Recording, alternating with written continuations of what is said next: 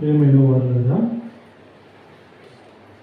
అది చక్కని పాట పాడి ప్రభువును స్తుతించిన దేవుని దాసులకు ప్రత్యేకమైన వందనములు తెలియజేస్తున్నాను. మీరందరూ కూడా చక్కగా వారితో కలిసి పాడారని మేము భావిస్తూ ఉన్నాం. ప్రియమైన వారులారా, మనము ఆంథ్రోపాలజీని నేర్చుకుంటూ ఉండగా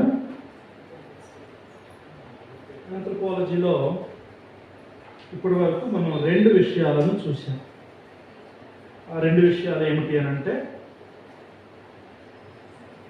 మనిషి యొక్క క్రియేషన్, రెండవది మనిషి యొక్క కంపోజిషన్. ఓకే, మనిషి ఎట్లా సృష్టించబడ్డాడు, ఎలా కూర్చబడ్డాడు, మనిషి ఎలా శరీరం, ఆత్మ, ప్రాణం. దాని తర్వాత మనము ఇందాక ఎమోషన్స్ అని చెప్పుకున్నాం కదా. ఎమోషన్స్తో పాటుగా మనిషికి ఏమి ఉన్నది అంటే, మనిషికి చిత్తం ఉన్నది, మనిషి యొక్క పర్సనాలిటీలో ఇంటలెక్ట్ ఉన్నది అని చూసాం. ఇప్పుడు ఈ కూర్పులో ఇంకొకటి ఏం చూడవచ్చు అని అంటే, కాన్షియన్స్.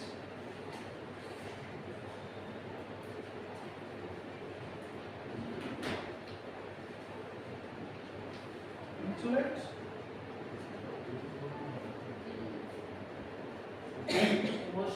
emotions, will.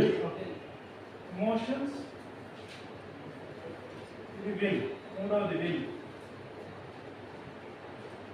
నాలుగవది కాన్షియన్స్.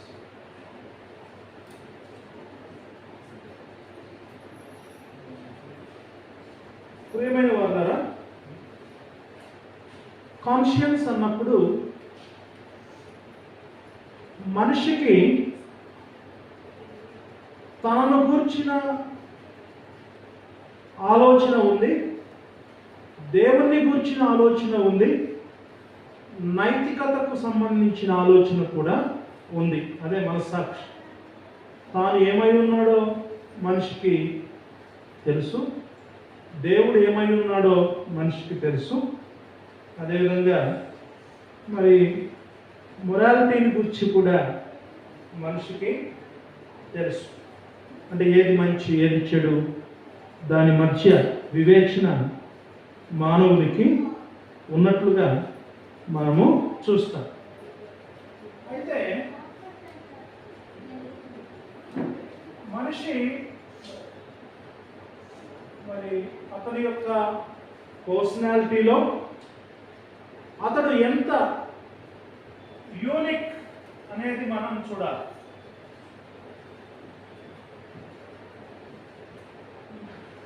శ్రేష్టమైన గుణం మానవునిలో, మానవుడు ఎంత శ్రేష్టమైన వాడో మనం చూడాలి. మ్యాన్స్ యూనిక్నెస్ అని మనం చూస్తే, జంతువులకు మానవునికి తేడా ఉంది, అదేవిధంగా దేవదూతలకు మానవునికి తేడా ఉంది. ఇప్పుడు ఆదికాండంలో మానవుని సృజించబడినటువంటి విధానం మనం చూసాము, ఎందుకు సృజించబడ్డాడో కూడా చూసాం. ఆదికాండం 1:28 దేవుడు వారిని ఆశీర్వదించిన ఎట్లనగా, మీరు ఫలించి అభివృద్ధి పొంది విస్తరించి భూమిని నిండించి దాన్ని లోపరుచుకొనుడి, సముద్రపు చేపలను, ఆకాశ పక్షులను, భూమి మీద ప్రాకు ప్రతి జీవిని ఏలుడని దేవుడు వారితో చెప్పెను. చూడండి, ఇది మనిషికి ఉన్నటువంటి శ్రేష్టమైనటువంటి మరి లక్షణం. అదేమిటి అంటే, ఏలుబడి చేయుట. ఏ జంతువుకి కూడా మనిషి మీద ఏలుబడి ఇవ్వలేదు, ఏ జీవికి కూడా మనిషి మీద ఏలుబడి ఇవ్వలేదు. కానీ మనిషికి మాత్రం ఆ ఆశీర్వాదాన్ని దేవుడు ఇచ్చాడు. సమస్తమును లోపరుచుకొనుట అనేది మనిషికి ఇవ్వబడినటువంటి గొప్ప ధన్యత అని మనము చూడవచ్చు. ఇది శ్రేష్టమైనటువంటి గుణం. అంతేకాకుండా మనిషికి ఎంతో జ్ఞానం ఉంది, మనిషికి భాష ఉంది. జంతువులకు భాష ఉందా? జంతువులకు భాష లేదు, మనిషికి భాష ఉంది. జంతువులు లాజికల్ థింకింగ్ చేయలేవు, హేతుబద్ధంగా ఆలోచన జంతువులు చేయలేవు. దీని తర్వాత ఇది వస్తుంది, దీని తర్వాత ఇది వస్తుంది అని వాటికేమీ లెక్క లేదు. కానీ మనిషికి ఆ లెక్క అంతా కూడా ఉంది. జంతువులు స్వయంగా నిర్ణయం చేయలేవు, కానీ మనిషి స్వయంగా నిర్ణయం చేస్తాడు. అంతేకాకుండా మనిషికి మోరల్ కాన్షియస్నెస్ కూడా ఉంది, అంటే నైతిక స్పృహ ఉంది. అంటే ఏది మంచిది, ఏది చెడు, ఏది నేను చేయాలి, ఏది చేయకూడదు అనే స్పృహ దేవుడు మనిషికి ఇచ్చినట్లుగా మనం చూస్తాం. అదే జంతువులకు మానవునికి ఉన్నటువంటి తేడా. అదే దూతలకు మానవునికి ఉన్న తేడా. దూతల సృష్టి గురించి మనం యోగ గ్రంథంలో చూడవచ్చు, లేకపోతే హెబ్రీయులకు రాసిన పత్రికలో కూడా మనము చూడవచ్చు. హెబ్రీయులకు రాసిన పత్రిక 1వ అధ్యాయం 14వ వచనంలో చూడండి. 1వ అధ్యాయంలో హెబ్రీయులకు రాసిన పత్రికలో మనం ఏం చూస్తాము అని అంటే, యేసుక్రీస్తు ప్రభువు దేవదూతల కంటే శ్రేష్ఠుడు. దేవదూతల కంటే ఎంత శ్రేష్టమైన నామం పొందినో వారి కంటే అంత శ్రేష్ఠుడై అని ఉంది. దూతల కంటే శ్రేష్ఠుడైనటువంటి వాడు యేసుక్రీస్తు. మరి దూతలను ఎందుకు ఇచ్చాడు దేవుడు అని అంటే, వీరందరూ రక్షణ అను స్వాస్థ్యము పొందుబో వారికి పరిచారము చేయుటకై పంపబడిన సేవకులైన ఆత్మలు కారా. పరిచారకులుగా దేవుడు దేవదూతలను ఇచ్చాడు. ఇప్పుడు యేసుక్రీస్తు ప్రభువు దూతల కొరకు ప్రాణం అర్పించాడా? యేసుక్రీస్తు ప్రభు దూతల కొరకు ప్రాణం అర్పించలేదు, మానవుని కొరకు ప్రాణం అర్పించాడు. మీరు ఆలోచన చేయండి, ఒక దూతలోనే అందరు దూతలు పాపం చేశారా? లేదు లేదు, ప్రతి దూత ఒక్కొక్కరిగా పాపం చేశారు. ఇప్పుడు ఒకవేళ దూతల కొరకు కూడా యేసు ప్రభు ప్రాణం పెట్టాలి అని అంటే ఒక్కొక్క దూత కొరకు ఒక్కొక్కసారి ప్రాణం పెట్టాల్సి వస్తుంది. కానీ ఆదాములోనే మనం అందరము పాపంలో పడ్డాం.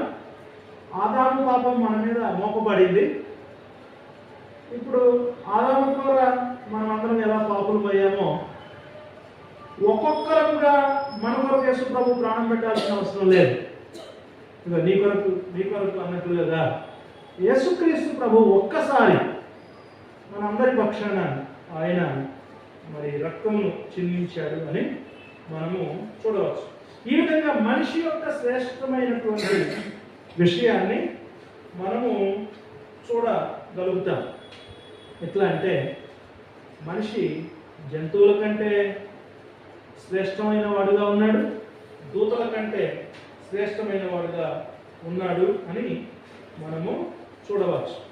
ఇప్పుడు ఇంకొక గొప్ప విషయాన్ని మనం దీంట్లో ఆలోచన చేస్తే, మానవునికి ఎంత శ్రేష్టమైనటువంటి గుణము లేక స్వభావము లేక బాధ్యత ఇవ్వబడి ఉండగా దానంతటినీ కూడా మనము ఏ విధంగా చూడాలి అని అంటే, ఇట్లా రాసుకోండి. ఇట్లా రాసుకోండి.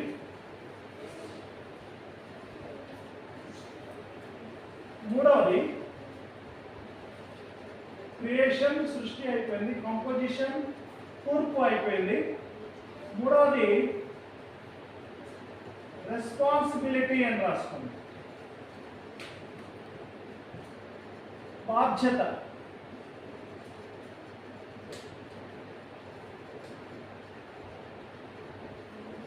మనిషికి దేవుడు ఇచ్చినటువంటి బాధ్యత అని రాస్తుంది. మనిషికి దేవుడు ఇచ్చినటువంటి బాధ్యత ఏమిటి అని అంటే, హెబ్రీయులకు రాసిన పత్రిక 2వ అధ్యాయం 5వ వచనం. 2వ అధ్యాయం 5వ వచనం. మనం మాట్లాడుచున్న రాబో లోకము ఆయన దూతలకు లోబర్చలేదు. అయితే ఒకడు ఒక చోట ఇలాగ చెప్పుచున్నాడు, సాక్ష్యం ఇచ్చుచున్నాడు, నీవు మనుషుని జ్ఞాపకం చేసుకున్నట్టు వాడు ఏపాటి వాడు, నీవు నరపుత్రులను దర్శించుకు వాడు ఏపాటి వాడు, నీవు దేవదూతల కంటే వాడిని కొంచెం తక్కువగా చేసివి, తక్కువగా చేసివి, మహిమ ప్రభావంతో వానికి కిరీటము ధరింపజేసివి, నీ చేతి పనుల మీద వానికి ఇదిగో అధికారము. చేతి పనులన్నిటి మీద, దేవుని చేతి పనులన్నిటి మీద ఎవరికి అధికారం ఇచ్చాడు? దేవుడు మానవునికి ఇచ్చాడు. అది బాధ్యత. అధికారము అనుగ్రహించితివి. రెండవది, అధికారంతో పాటుగా ఆదికాండము 2వ అధ్యాయం 15వ వచనం చూడండి. ఆదికాండము 2వ అధ్యాయం 15వ వచనం. 2వ అధ్యాయం 15వ వచనం.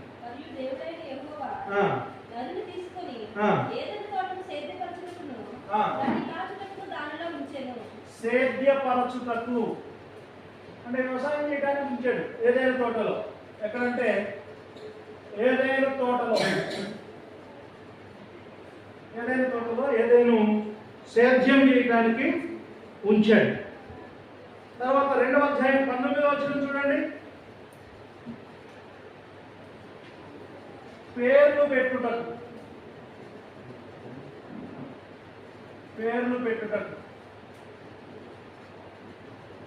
2వ అధ్యాయం 19వ వచనం. దేవుడైన యెహోవా ప్రతి భూజంతువును ప్రతి ఆకాశ పక్షి నేలను నిర్మించి ఆదాము వాటికి ఏ పేరు పెట్టినో చూచుటకు అతని యొద్దకు వాటిని రప్పించును. జీవము గల ప్రతిదానికి ఆదాము ఏ పేరు పెట్టినో ఆ పేరు దానికి కలిగెను. తర్వాత 24వ వచనం. పురుషుడు తన తండ్రిని తన తల్లిని విడిచి తన భార్యను హత్తుకొనును, వారు ఏక శరీరమై యుందురు. అంటే భార్యను, అంటే చూడండి, రెస్పాన్సిబిలిటీ ఆఫ్ మ్యాన్. భార్యను ప్రేమించుటకు, అవను ప్రేమించుటకు బాధ్యతను ఆయన ఇచ్చినట్లుగా, ప్రేమించుటకు మళ్ళా కాపాడుటకు బాధ్యతను ఇచ్చాడు. ఆదాము యొక్క ఇంకొక బాధ్యత ఏమిటి అని అంటే 1వ అధ్యాయం 28వ వచనం. ఫలించి అభివృద్ధి పొంది విస్తరించుట. ఫలించుట, అభివృద్ధి పొందుట, విస్తరించుట. ఇవి దేవుడు ఆదాముకి ఇచ్చినటువంటి బాధ్యతలు. దీంతో పాటుగా ఇక్కడ కండిషన్ కూడా పెట్టాడు, అన్ని వృక్ష ఫలములు తినవచ్చు, వృక్ష ఫలములను తినుట. కానీ ఒక షరతు పెట్టాడు, అది మంచి చెడుల మరి తెలివినిచ్చు వృక్ష ఫలమును తినవద్దు అనే మరి ఆంక్ష కూడా అక్కడ ఉంచినట్లుగా వృక్ష ఫలమును తినుట. 7వది మంచి చెడుల తెలివి నిచ్చు వృక్ష ఫలములను తినకుండుట. ఇది బాధ్యత. మరి ఈ బాధ్యత అన్ని నెరవేర్చాడా? పేర్లు పెట్టాడు, సిద్ధం చేశాడు, కొంత మరి అధికారము ఇవ్వబడింది కానీ అధికారం కోల్పోయాడు. ఫలించుట, అభివృద్ధి పొందుట, విస్తరించుట, మరి వృక్ష ఫలములను తినవద్దు అన్నది ఆయన తినటం జరిగింది అని మనం చూడవచ్చు. ఇక్కడ చూడండి, మొదటి ఆదాముగా మొదటి మనిషి ఏదైతే కోల్పోయాడో అదంతా కూడా కడపటి ఆదాములో మొత్తము కూడా మరి ఉజ్జీవింపజేయబడింది, లేక ఉద్ధరించబడింది. ప్రభువైన యేసుక్రీస్తులో కోల్పోయిన అధికారం అంతా తిరిగి పొందుకోవడం జరిగింది. అంతటిని లోపరుచుకోండి అని అంటే ఇప్పుడు మనిషి యొక్క లోబడుటలో చాలా వరకు లేదు, ఏది కూడా మనిషికి లోబడే స్థితిలో లేదు. కానీ ప్రభువైన యేసుక్రీస్తు సమస్తమును లోపరుచుకోవడానికి ఆయన అతి త్వరగా రాబోతున్నాడు అని మనం చూడవచ్చు. ఓకే, క్రియేషన్ అయిపోయింది, కంపోజిషన్ అయిపోయింది, రెస్పాన్సిబిలిటీ అయిపోయింది. ఇక్కడ గమనించండి, కంపోజిషన్లో, ఈ క్రియేషన్లో దేవుడు మానవుణ్ణి ఎంతో శ్రేష్టమైన వాడిగా పుట్టిస్తే చాలామంది ఏం చేస్తున్నారు అని అంటే అబార్షన్ చేస్తున్నారు కదా చిన్నపిల్లలను. అబార్షన్ మరి చేయొచ్చా? అబార్షన్ అనేది చేయొచ్చు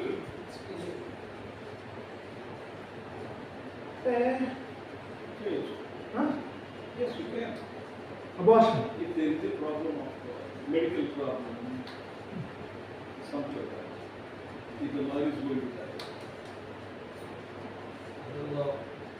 ఏదైనా లోపం ఉన్నా కూడా చేస్తున్నారు. బాబు బయటకు వచ్చిన తర్వాత అట్లా దానికి మనం కొన్ని కారణాలను చెప్పి చేస్తున్నారు, కారణాలు లేకుండా చేస్తున్నారు చాలా మంది.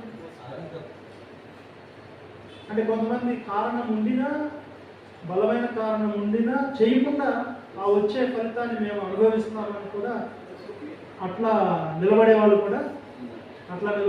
కూడా ఉన్నారు. కానీ అబార్షన్ అనేది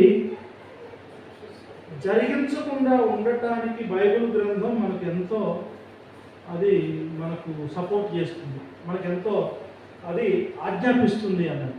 ఎందుకంటే ఒక వ్యక్తి గర్భములో పడ్డాడు అంటేనే ప్రాణం ప్రారంభమైంది, ఆ జీవం ప్రారంభమైంది అని మనము చూడవచ్చు. అంతేకాకుండా ఎప్పుడైతే గర్భములో ఒక శిశువు పడ్డాడో ఆ శిశువు బ్రతికే ఉంది. గర్భంలో బ్రతికిన శిశువు, జీవంతో ఉన్నటువంటి శిశువు.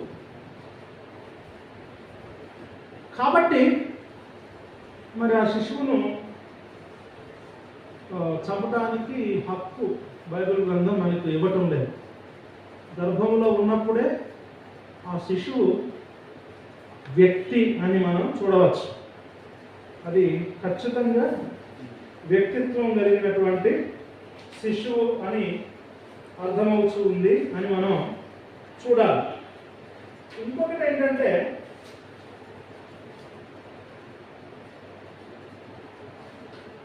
ఈ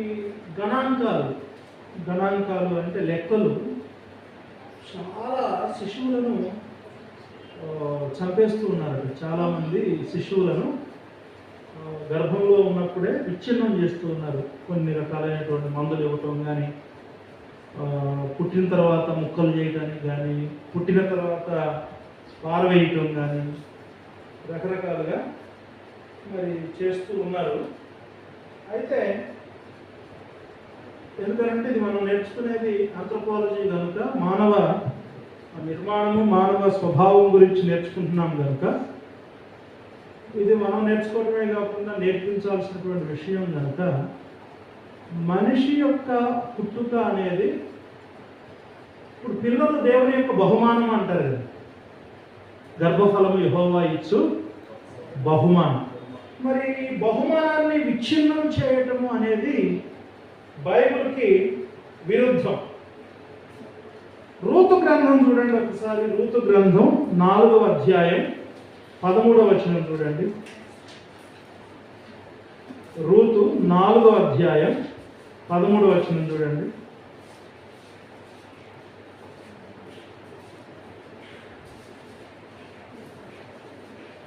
రూతు గ్రంథం 4:13.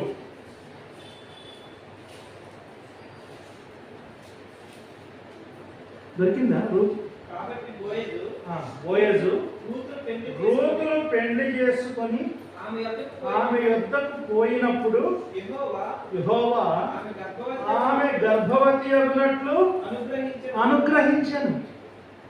గర్భవతి అగునట్లు చేసేది ఎవరు? అది దేవుడే, పురుషుడు కాదు, అది దేవుడే. ఇప్పుడు గర్భమును మూసే అధికారం ఆయనకుంది, గర్భమును తెరిచే అధికారం ఆయనకుంది. ఇప్పుడు ఐగుప్తు దేశంలో ఇశ్రాయేలీలు ఉన్నప్పుడు మంత్రసాములు రాకముందే వీళ్ళు పిల్లలను కనేసేవారు. వాళ్ళు వచ్చే వరకు కూడా ఆగే అవకాశం లేకుండా ఉండేది. అంటే ఒక వ్యక్తి యొక్క పుట్టుక అనేది దేవుని చేతిలో ఉంది, అది బహుమానంగా కూడా ఉంది. కనుక ఏ విధానంలో కూడా ఒక వ్యక్తిని చంపడానికి కానీ, మరి అది శిశువుగా ఉన్నప్పుడైనా, గర్భంలో ఉన్నప్పుడైనా, ఎప్పుడైనా సరే చంపటం కానీ అది వాక్య ప్రకారం సరి అయినది కాదు అని మనం చూడవచ్చు. సార్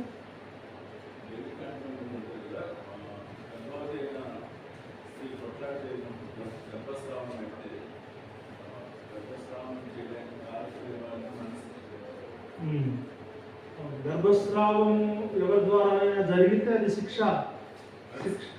మరణ శిక్ష విధించినట్లుగా. సార్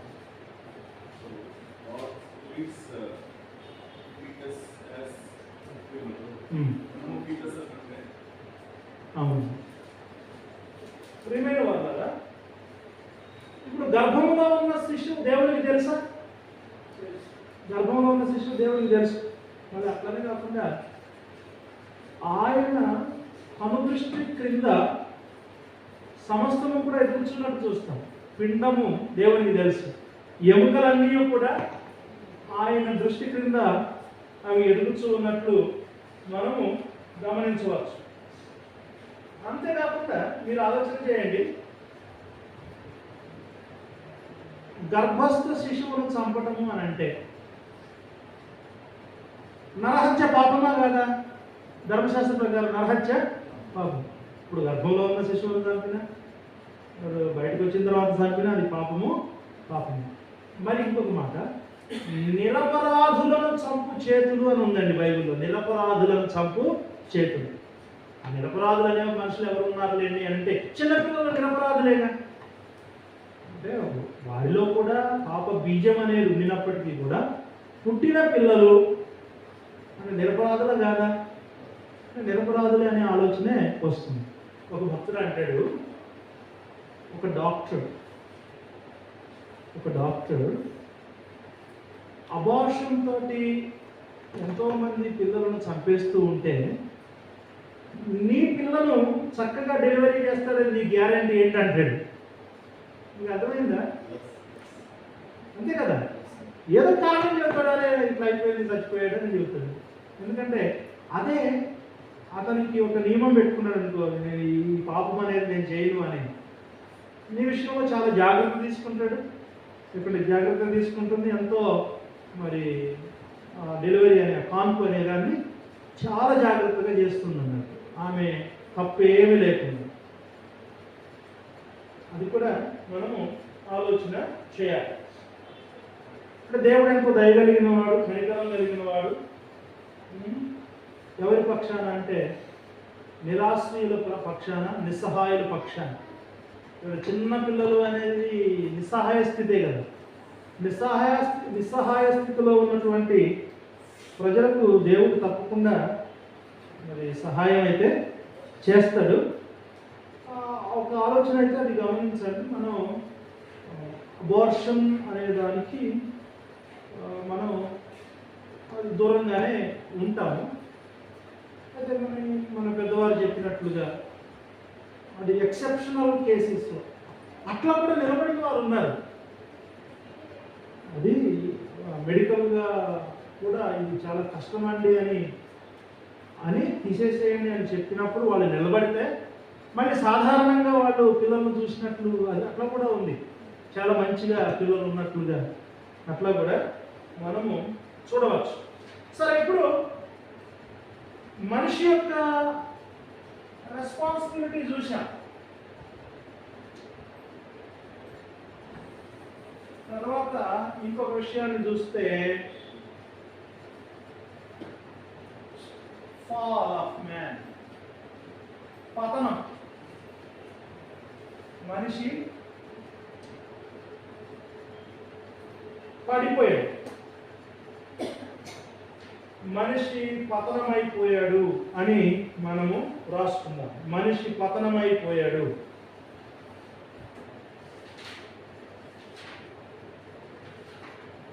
ఎంతో గొప్పగా ఉన్నటువంటి మనిషి పతనమైపోయాడు. ఎంతో గొప్ప బాధ్యత కలిగినటువంటి మనిషి పతనమైపోయాడు. మనిషి యొక్క ప్రథమ స్థితి ఏంటి? దేవుని పోలిక, దేవుని స్వరూపంలో మానవుడు తయారు చేయబడ్డాడు. దేవుడు సృష్టించాడు ఆ విధంగా. అయితే మానవుడు మరి పాపమును స్వీకరించాడు లేక ఆహ్వానించాడు అని మనం చూడవచ్చు. ఆదికాండం 1వ అధ్యాయం చూడండి. 1వ అధ్యాయం 31వ వచనం. ఆదికాండం 1వ అధ్యాయం 31వ వచనం. దేవుడు తాను చేసినది యావత్తును చూచినప్పుడు అది చాలా మంచిదిగా ఉండెను. అంటే దేవుడు ఆదామును అవ్వను చేసినప్పుడు వాడు చాలా మంచిగా ఉన్నారు. కానీ మంచిగా ఉన్నారు, కానీ ఏమైపోయింది అని అంటే మరి పాపము అనేది మనిషిలోనికి వచ్చింది. మనిషి పతనమైపోయాడు అని మనం గమనించవచ్చు. చూడండి,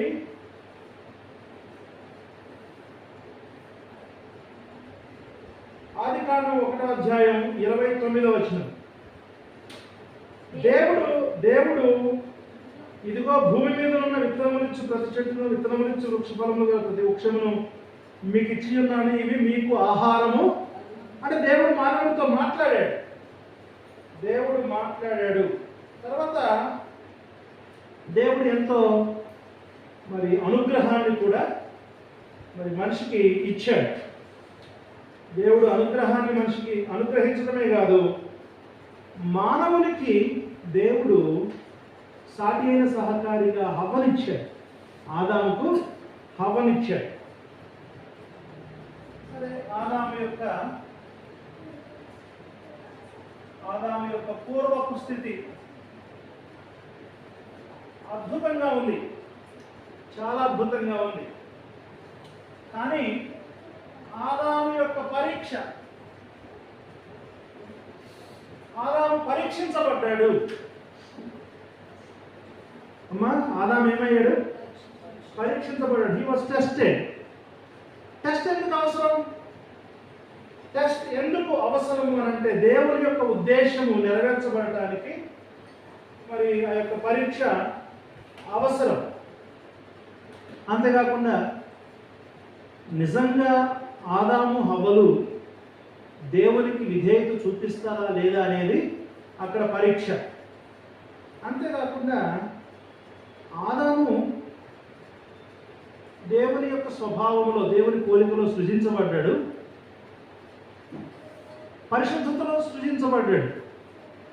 కానీ ఆ పరిశుద్ధతను ఆయన కలిగి ఉంటాడా లేదా అనే దానికి అది పరీక్ష. ఇప్పుడు చాలా మంది ఏమంటారంటే, వినండి, ఈ మాట వినండి. చాలా మంది ఏమంటారంటే, ఆ చెట్టు లేదండి, ఆ పండు లేదు, అదంతా కట్టు కథ అంటారు. చెట్టు లేదు, పండు లేదు, అది కట్టు కథ. నమ్ముతారా మీరు? అది కట్టు కథనా?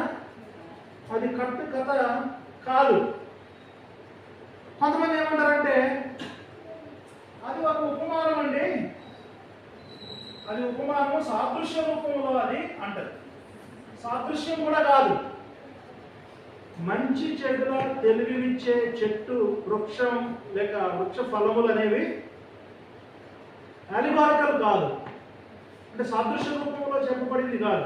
నిజమైన చెట్టు, నిజమైన పండ్లు అక్కడ ఉన్నది. నిజంగా ఆదాము నిజంగా ఏమంటే ఆదాము హవ్వ కూడా సాదృశ్యమా? ఆదాము హవ్వలు సాదృశ్యం కాదు కదా. ఆదాము హవ్వలు నిజమైనటువంటి వారు కనుక అక్షరార్థంగా టెస్ట్ జరిగింది. కట్టుకథ కాదు, సాదృశ్య రూపంలో కూడా కాదు. ఈ పరీక్ష అక్షరార్థమైన పరీక్ష. ఎందుకంటే ఆ చెట్టు పెట్టారు అని అంటే అది మనకు ఆ జవాబు అప్పటి నుండి ఇప్పటి వరకు కూడా ఎందుకు అనే దానికి జవాబు లేదు. అది పరీక్ష అంతే.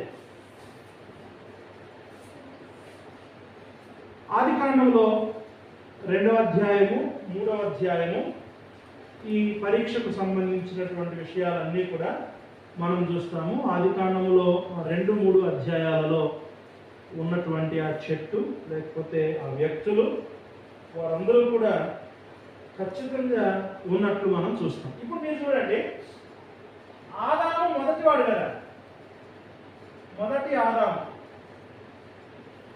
ఇప్పుడు మొదటి ఆదాము అక్షరార్థం కాకపోతే మరి రెండవ లేకపోతే కడపటి ఆదాము అంటాం. కడపటి ఆదాము ఎవరు? యేసు. మరి ఈయన లిటరల్ కాదా? ఇది లిటరల్ కాదు అంటే మరి ఈయన కూడా అక్షరార్థం కాదంటారా? ఒకవేళ మొదటి ఆదాము సాదృశ్యము అయితే మరి కడపటి ఆదాము కూడా అనివార్యతలు అవ్వాలి. కనుక మనం ఏం నమ్ముతున్నామంటే మొదటి ఆదాము అక్షరార్థంగా ఉన్నాడు, రెండవ ఆదాము లేదా కడపటి ఆదాము అక్షరార్థంగా ఈ లోకమునకు పాపక్షమాపణ కలుగజేయడానికి ఆయన వచ్చాడు. సరే, ఎందుకు పరీక్ష ఎప్పుడు పెట్టాడండి?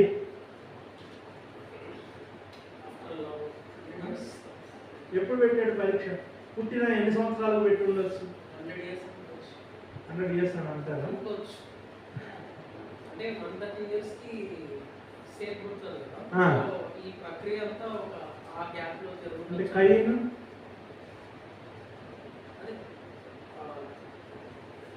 70 years అదే 110 years అని అంటారు. కానీ ఇప్పుడు ఇట్లా ఎదైన తోటలో దేవుడు వారిని కలుగు చేసిన వెంటనే కూడా జరగలేదని మనం చెప్పడానికి లేదు.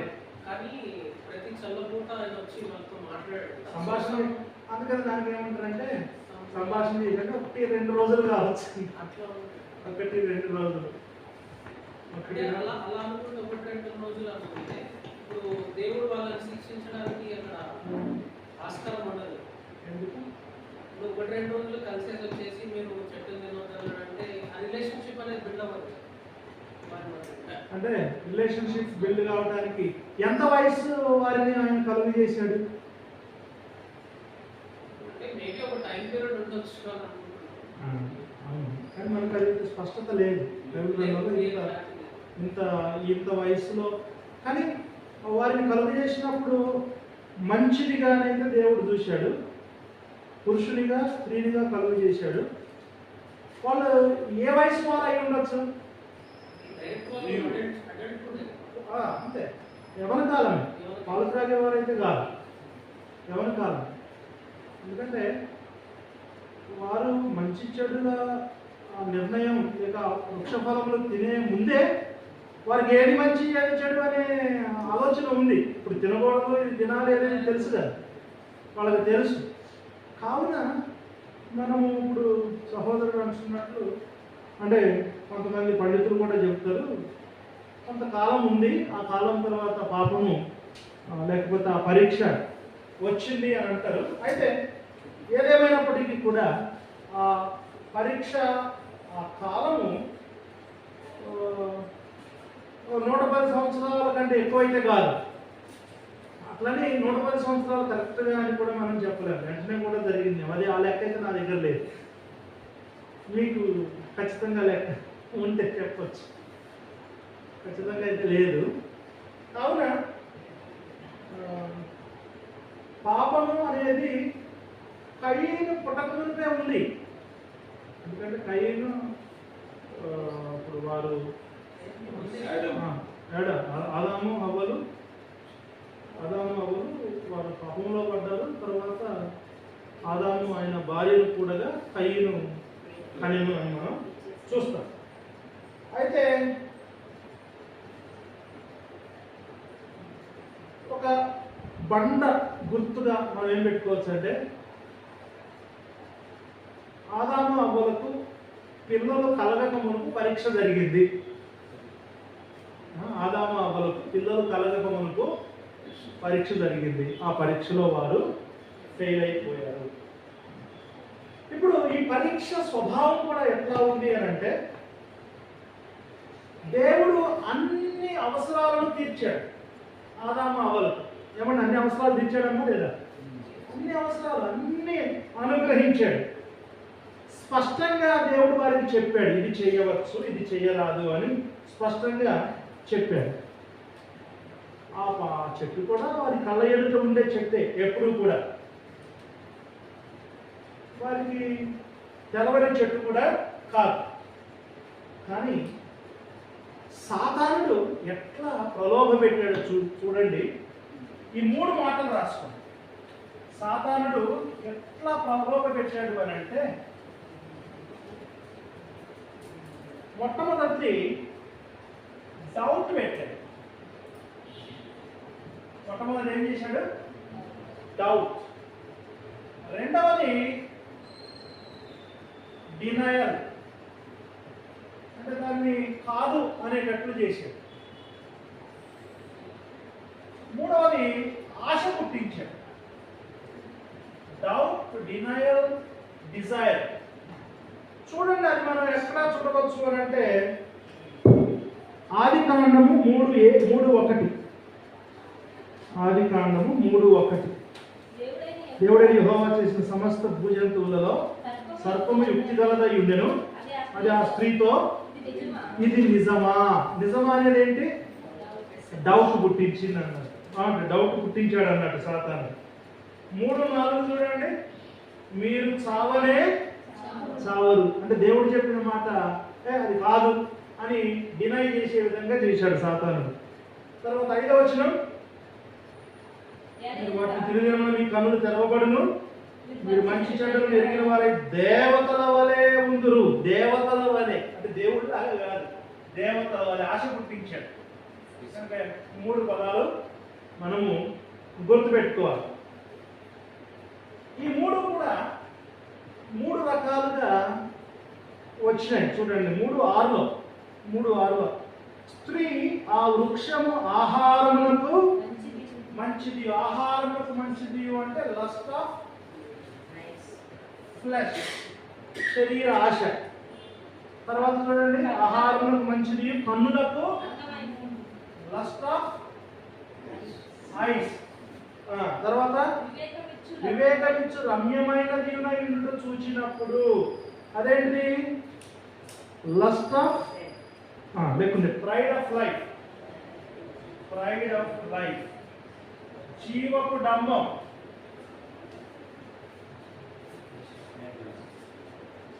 నేత్రాశ, శరీరాశ. ఇదిగోనండి, మానవుని యొక్క పతనము ఈ విధముగా ఉన్నది.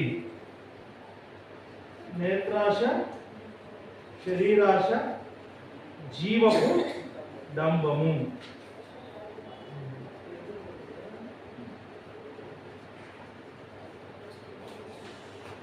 ఇప్పుడు మనిషి పడిపోయాడు, చేయొద్దన్న పని చేశాడు. మీరు చెప్పండి అమ్మా, మీరు చెప్పండి నాకు ఒక మాట. ఆదాము అవ్వలు ఇద్దరు పాపులే కదా, ఆడమ్ అండ్ ఈవ్ ఇద్దరు పాపులే కదా. ఇద్దరిలో అపరాధం ఎవరికి ఎక్కువ ఉంటుంది? అపరాధ భావం, ఈ గిల్ట్ అనేది ఎవరికి ఎక్కువ ఉంటుంది? ఈవ్కి ఎక్కువ ఉంటుందా? ఎందుకు?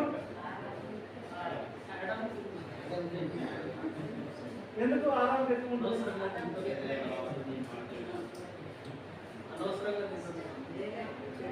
అంటే గిల్ట్ అనేది ఇద్దరికి ఉంటుంది, కానీ ఎవరికి ఎక్కువ ఉంటుంది అని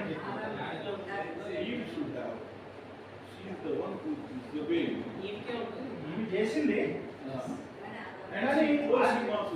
ఆజ్ఞాపించబడింది. He was the one who was commanded. He was not commanded. అంటే Adam was commanded, Does it mean that he was not commanded? It does mean అంటే ఇక్కడ ఈమెమో తెలియక చేసింది. తెలుసంటే పండు ఇక సాతానుడు మోసం చేస్తే చేసింది, మోసపోయింది. ఓకే, మోసపోయింది. Okay, she was deceived. కానీ ఈమె డిసీవ్ చేయబడింది, మోసపోయింది. కానీ ఈయన ఆ పండు చూశాడు కదా. He sinned knowingly. But he loves his wife. He loves his wife. అంటే కరెక్ట్. ఎందుకంటే అది కూడా ఒక ఆయనకి ఇవ్వబడిన ఒక అమ్మ.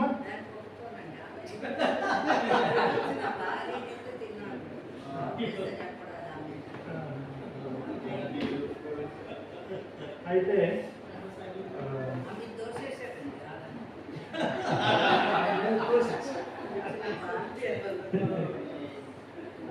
ఇక్కడ మనం ఒక వచనం చూడవచ్చు. ఫస్ట్ తిమోతి 2:14 చూడండి. First Timothy 2:14.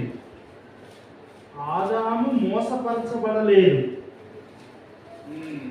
ఆదాము మోసపరచబడలేదు కానీ స్త్రీ మోసపరచబడి అపరాధములో పడింది. స్త్రీ మోసపరచబడింది.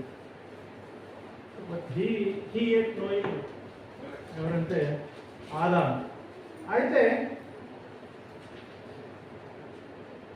మరి వారి యొక్క పాపము చాలా మరి అంటే ఎట్లా మనం చూడవచ్చు అంటే బైబిల్ గ్రంథంలో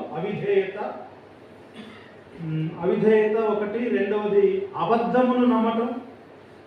అంటే దేవుడు చెప్పిన మాట చేయకపోవటము ఒకటి, రెండవది అబద్ధాన్ని నమ్మటం, మూడవది దేవుని చిత్తం కంటే వారి ఇష్టాన్ని ఎక్కువగా పెట్టుకోవటం. అంటే మీరు దేవతల్లాగా ఉంటారు అనగానే మేము దేవుని కంటే కూడా ఎక్కువగా ఉండవచ్చు అనే వారి యొక్క ఇష్టాన్ని ఎక్కువగా పెట్టుకోవటం. తద్వారా ఏమైంది? ఈ విధంగా పతనమైపోతే వచ్చిన ఫలితం ఏమిటి అని చూస్తే షేమ్ వచ్చింది. షేమ్ అంటే లేకపోతే గిల్ట్ అనొచ్చు. అపరాధము, ఫలితం అపరాధము. తర్వాత కర్స్ వచ్చింది. అంటే సృష్టి మీద వచ్చింది. మరి స్త్రీకి కూడా వేదన వచ్చింది. పురుషుని వలన భూమి శపించబడింది. ఆదాముకు మరి ఎంతో దుఃఖము, ఎంతో శ్రమ, మరి భూమి ముండ్లు అవన్నీ కూడా మొలిపించడం, ఇదంతా మనం చూడవచ్చు. తర్వాత షేమ్ కర్స్ ఎక్స్పల్షన్. ఏదైనా తోటలో నుండి బయటకు వెళ్ళగొట్టడం జరిగింది.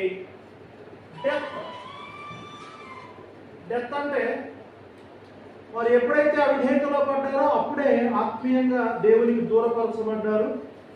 ఆత్మీయంగా వారు చచ్చిపోయారు. తర్వాత శారీరక మరణం కూడా ఉంది.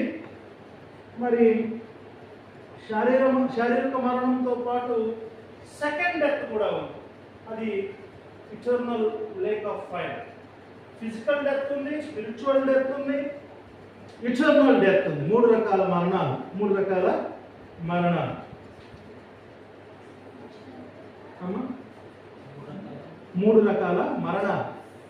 ఆత్మ మరణం, ఆత్మీయ మరణం, శారీరక మరణం, నిత్య మరణం, అది అగ్నిగుండం. ఆదాము యొక్క పాపము, దాని యొక్క ఫలితాలు. సరే, ఇక్కడ ఒక్క మాట ఆలోచన చేసి మనం భోజనానికి పోదాము. అదేంటంటే ఆదాము యొక్క పాపము మానవ జాతికి ఎలా ట్రాన్స్ఫర్ అయ్యింది, సంక్రమించింది. ఆదాము పాపం మానవ జాతికి ఎలా సంక్రమించింది రెండు వ్యూస్ ఉన్నాయి, రెండు రకాల ఆలోచనలు ఉన్నాయి. ఒకటి federal headship, federal headship view. రెండవది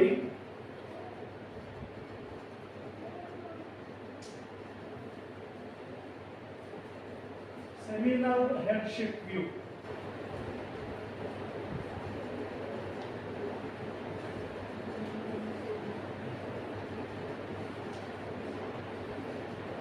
ఈ మొదటి వ్యూలో ఆదాము సమస్త మానవ జాతికి ప్రతినిధిగా ఉన్నాడు. ఆదాము పాపం చేశాడు కనుక ఆ పాపం మనందరికీ వచ్చింది అనేది ఫెడరల్ హెడ్షిప్ వ్యూ చెబుతుంది. సెమినల్ హెడ్షిప్ వ్యూ ఇది అగస్టన్స్ వ్యూ. ఇదేం చెప్తుంది అంటే లేదు అట్లా కాదు, ఆదాము మనకు ప్రతినిధిగా కాదు, ఆదాములో మనమందరం ఉన్నాం, అందుకే మనకు ఆయనకు అంత సంబంధం ఉంది. ఆదాము ఎప్పుడైతే పాపములో పడ్డాడో ఆదాములో మనమందరము కూడా పాపం చేసినాము అని ఈ వ్యూ చెబుతుంది. మీరేదంటే ఆదాములో మనమందరము, అమ్మా మీకు అర్థమైందా? ఆదాములో మనమందరము పాపములో మనము పడ్డాం. అయితే ఇంప్యూటేషన్ ఆఫ్ సిన్ అనేది ఆపాదించబడటం. ఆదాము పాపం మన అందరికీ కూడా ఆపాదించబడింది. మన పాపం క్రీస్తు పైన ఆపాదించబడింది. క్రీస్తు యొక్క నీతి మన మీద ఆపాదించబడినట్లుగా మనము గమనించవచ్చు. సరేనండి, ఇప్పటి వరకు మనము చూచినటువంటి విషయాలు ఆంథ్రోపాలజీలో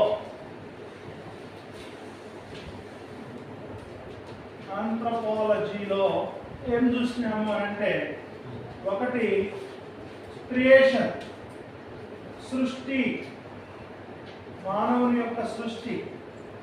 రెండు కాంపోజిషన్, అంటే సృష్టి తర్వాత కూర్పు. మూడు మనం వాస్తవానికి రెస్పాన్సిబిలిటీ అని పెట్టుకున్నాం. కాంపోజిషన్లోనే అవన్నీ కలుపుకోవచ్చు.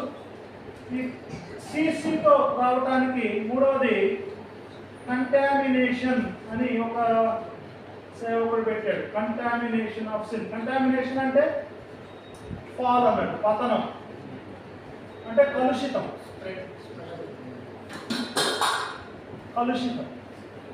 ఈ మూడు గుర్తుపెట్టుకోండి.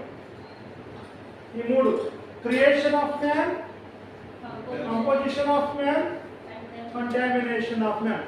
ఆ మధ్యలోనే ఈ రెస్పాన్సిబిలిటీ కావచ్చు, ఇవన్నీ కూడా మనము కలుపుకోవచ్చు. ఈ మూడు విషయాలు గుర్తుపెట్టుకున్న ఆంథ్రోపాలజీలో: క్రియేషన్, కంపోజిషన్, కంటామినేషన్. కంపోజిషన్లో నేచర్ వస్తుంది, పర్సనాలిటీ వస్తుంది, మళ్ళీ కాన్షియస్నెస్ వస్తుంది, యూనిక్నెస్ వస్తుంది. దీంట్లో క్రియేషన్లో మనకు పరిశుద్ధ గ్రంథ సాక్ష్యం, బైబిల్ గ్రంథం ఏం చెబుతుంది?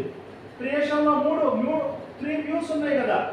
Evolution, theistic evolution, special creation.